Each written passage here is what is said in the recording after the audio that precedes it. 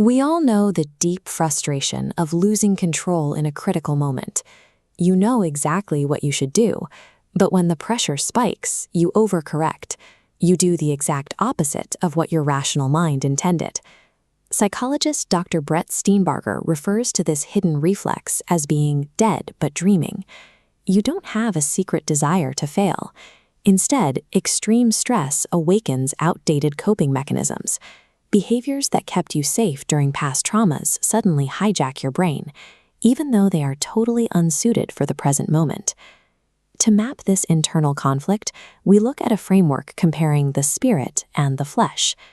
Think of the spirit as your objective, long-term value anchor. It sets a steady, intentional direction.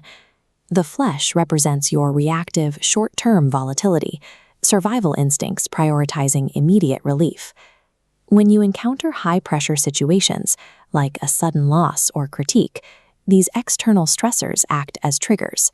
They cause that reactive system to override logic, seizing control of your decisions. Self-sabotage is essentially a hostile takeover by your own survival reflexes. And when these instincts take the wheel, they reliably run you off the road by exploiting three specific psychological vices. The first is perfectionism, the second is ego, and the third is overconfidence. Perfectionism operates on a punishing emotional logic. You only have worth if you achieve an impossible, flawless ideal. It frames any outcome falling short of absolute perfection as total failure. Imagine an athlete finishing a grueling, highly successful season, or a creative delivering a massive project. Instead of registering the vast amount of correct execution, the perfectionist mind zeroes in on a single minor flaw, treating that fractional error as evidence of complete incompetence. This triggers an intensely reactive response. Anger, deep frustration, and punishing self-talk immediately flood the system, drowning out the objective reality of the progress that was actually made. While perfectionism often disguises itself as a highly motivated drive for achievement, it actively sabotages your endurance. By systematically turning every partial success into a crushing emotional defeat, it strips away the resilience you need to stay in the game. The second trap is ego.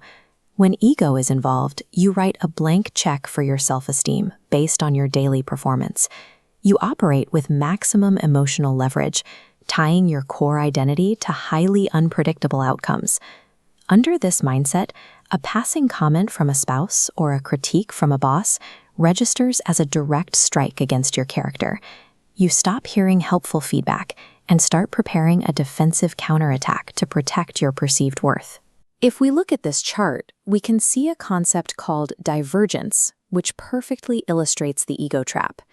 The top section shows an upward, successful trajectory. But look at the indicator panel at the bottom. The red bear labels and the downward slope show that the underlying momentum is actually decaying. You can appear highly successful on the outside, while your internal stability is secretly collapsing under the weight of maintaining that image. When your identity is tethered to the volatile swings of daily events, rather than an internal anchor, the cost of living simply becomes too emotionally expensive to sustain. The third trap is overconfidence. At its core, this is a lack of respect for complexity. It simply drives the belief that you can bypass the process and force outcomes to happen right now. We see this when an entrepreneur tries to violently scale a business without building the underlying operations, or when someone rushes into a relationship without taking the time to establish actual trust. This chart highlights the inevitable result of that impatience. See the massive black arrow pointing straight down? That is a displacement leg, crashing right through established support zones. By bypassing the proper setup, the overconfident approach triggers a harsh, undeniable structural breakdown, followed by a series of lower highs that confirm the collapse. Overconfidence constantly prioritizes the short-term thrill of aggressive action over the quiet, methodical patience required to actually secure long-term durable success. The root flaw connecting perfectionism, ego, and overconfidence is that they make complex situations entirely about you. They hijack your attention, shifting your focus away from objective realities and onto your need for immediate emotional relief. To break this cycle, you have to engage in pattern substitution. You cannot stop the world from throwing stressful events at you, and you cannot completely prevent your survival instincts from flaring up. But you can sever your identification with those impulses. The structural solution is algorithmic living. This means establishing strict, predetermined disciplines to guide your reactions. By setting firm rules of engagement, mentally rehearsing worst-case scenarios, and practicing focused breathing, you insert deliberate, rational thought between a raw impulse and your physical action. These predefined rules act as psychological stop-losses. They cut an emotional reaction short before it has the chance to cascade and destroy the broader trajectory of your life or career. Practicing these disciplines ensures that your long-term values remain the primary driver of your decisions. You are repricing your life according to your highest principles, effectively preventing short-term reactive instincts from dictating your future. By recognizing these psychological traps as mere short-term noise, you strip them of their power. You can deliberately anchor your decisions to your highest values, quieting the chaos and establishing a permanent, enduring upward trend.